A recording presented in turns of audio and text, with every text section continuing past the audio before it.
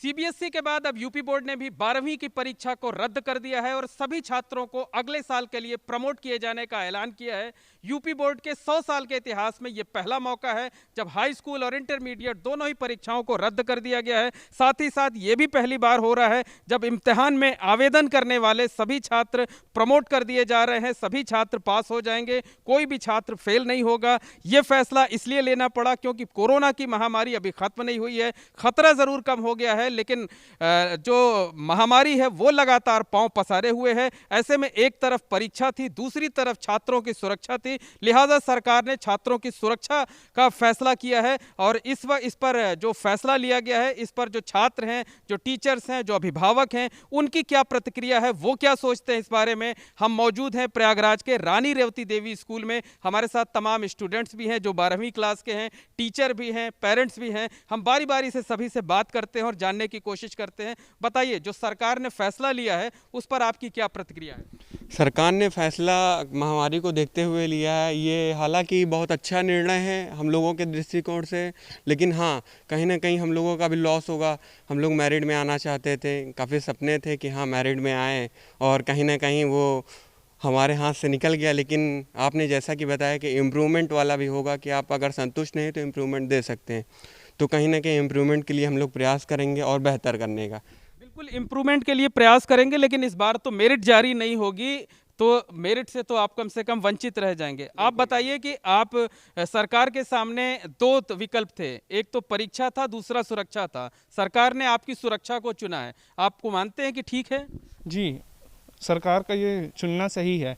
उनका ये चुनना इसलिए सही है क्योंकि कोरोना के चलते वो जो देख रहे हैं, ये कोरोना बहुत तेज़ी से हम लोग पे प्रभावी पड़ रहा है। तो कोरोना के चलते हमने जो परीक्षा दी है उसका 10th और 11th का मार्क्स जो रहेगा जोड़ के उन्होंने यह परिणाम सही लिया। मतलब जो सरकार ने फैसला लिया है आप उससे पूरी तरह संतुष्ट हैं। आप बताइए कि सरकार के इस फैसले से आप क्यों पूरी तरह संतुष्ट नहीं, आप क्या चाहते थे, आपको नुकसान किस तरह का हो रहा है? जी, हमें इससे इस तरह का नुकसान हो क्योंकि हमें अगर इससे हमारी अच्छी मेरिट बनती तो हमें क्या कहते हैं कंपटीशन एग्ज़ामों में काफ़ी फ़ायदा होता, क्योंकि आगे कुछ एग्ज़ामों में मेरिट के आधार पर चयन होता है। तो इस बार मेरिट जारी नहीं होगी तो हमारे लोग का पुराने नंबर के हिसाब से इस बार भी नंबर मिलेगा।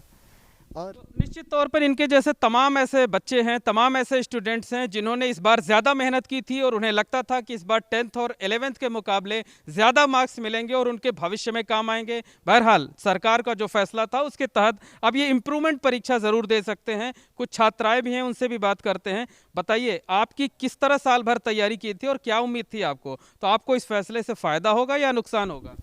इस फैसले से हमें तो फ़ायदा है क्योंकि लॉकडाउन की वजह से ढंग से पढ़ाई नहीं हो पाई, इस वजह से यह फैसला सही है। तो बिल्कुल तमाम ऐसे भी बच्चे हैं जिनके ऊपर कोविड का प्रेशर था, महामारी से भयभीत थे और वो ठीक से पढ़ाई नहीं कर पाए। हमारे साथ टीचर भी हैं विद्यालय के, उनसे बात कर लेते हैं। बताइए, आप ये दावा कर रहे हैं कि आपने बच्चों को बहुत अच्छी तैयारी कराई थी, ज़्यादा नंबर आते इस बार, तो इससे तो बच्चों का नुकसान हुआ है। जी, ये तो निश्चित है कि कुछ परसेंटेज का बच्चों का नुकसान हुआ है, लेकिन जिन बच्चों का मुझे लगेगा कि नहीं इनका नुकसान हुआ, उनसे मैं आग्रह करूंगा इम्प्रूवमेंट एग्ज़ाम दें और दे करके अपना रिजल्ट बेहतर से बेहतर कर सकें। इम्प्रूवमेंट में नंबर बढ़ने के अलावा कोई दूसरा ऑप्शन रहता नहीं है, इसलिए बच्चे कोशिश करके जब भी सरकार चाहेगी इस परीक्षा को करा सकती है। बच्चे उस परीक्षा में भाग ले करके अपना भविष्य, अपना परसेंटेज अच्छा बना सकते हैं। आपको क्या लगता है कि इससे बच्चों का फ़ायदा होगा या नुकसान होगा? सर, कुछ बच्चों का तो नुकसान हो रहा है। वो नुकसान होने वाले बच्चे, जिन बच्चों का नुकसान हो रहा है उनकी संख्या 5 से 10% है, लेकिन एक बहुत बड़ी संख्या के बच्चों का फ़ायदा हो रहा। ओवरऑल यदि हम बात करें यूपी बोर्ड में, तो यूपी बोर्ड में अभी तक का जो रिजल्ट रहता था 80-85% के आसपास रिजल्ट रहता था, तो कम से कम जो 20% के आसपास। बिल्कुल समझा जा सकता है कि नंबरों का नुकसान भले ही हो सकता है, लेकिन कम से कम जिंदगी सुरक्षित रहेगी। ये एक बड़ा फैसला है। आप बताइए, आप अभिभावक हैं, आपके बच्चे इस बार बोर्ड का एग्जाम देते, जो सरकार का फैसला है, लगता है कि ये सही फैसला है? बच्चों की सुरक्षा करना, उनका जीवन बताना ज़्यादा ज़रूरी था? एक प्रकार के देखा जाए सरकार फैसला ठीक है, मगर जो हिसाब से बच्चे मेहनत कर रहे हैं उस हिसाब से तो मेरिट में नहीं आ पाएंगे। और दोनों मिलाएंगे तो हाई स्कूल के मेरिट लेंगे तो इंटर के मेरिट तो हमारे 2-3% का अंतर रहेगा। बाकी अब अगर वो नहीं संतुष्ट है, दोबारा जो आप बताए पेपर देंगे उसमें अपन नंबर बढ़वा सकते हैं। और मेरिट हिसाब देखा जाएगा तो मेरिट हिसाब उनको कहीं चयन होगा तो उस हिसाब से मेरिट नहीं बन पाएगी। बिल्कुल, कहीं ना कहीं जो स्टूडेंट्स हैं, जो उनके अभिभावक हैं, उनके मन में दुविधा भी है, कई सवाल भी हैं। आप बताइए, आप क्या सोचते हैं इस फैसले पर? यह फैसला बहुत सही है सरकार का। बच्चों को स्वास्थ्य को देखते हुए सरकार का फैसला बहुत बढ़िया रहा और आगे भी बच्चों को स्वास्थ्य की निगरानी की जाए और उन्हें सुरक्षित रखा जाए। बिल्कुल, आप तो स्टूडेंट हैं, आप बताइए कि आपको लगता है कि आपका नुकसान हो रहा है या फ़ायदा हो रहा है? कितने % आपके मार्क्स आएंगे अब 10th और 11th को मिला लिए जाएं तो? 10th और 11th को मिलाकर 85% आ जाएंगे। स्वास्थ्य को देखते हुए तो ठीक ही सरकार ने फैसला लिया है। तो बिल्कुल साफ तौर पर कहा जा सकता है कि जो सरकार ने आज फैसला लिया है बोर्ड के इम्तिहान को रद्द करने को लेकर, उसे चाहे स्टूडेंट्स हों, चाहे टीचर्स हों, चाहे पेरेंट्स हों, सभी ने मिलीजुली प्रतिक्रिया जताई है।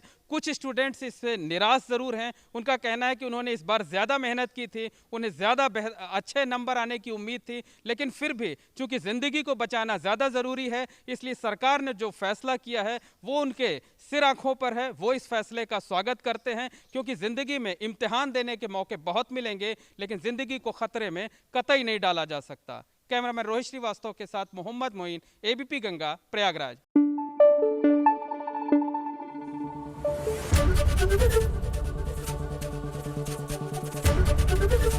ABP गंगा, खबर आपकी, जुबान आपकी।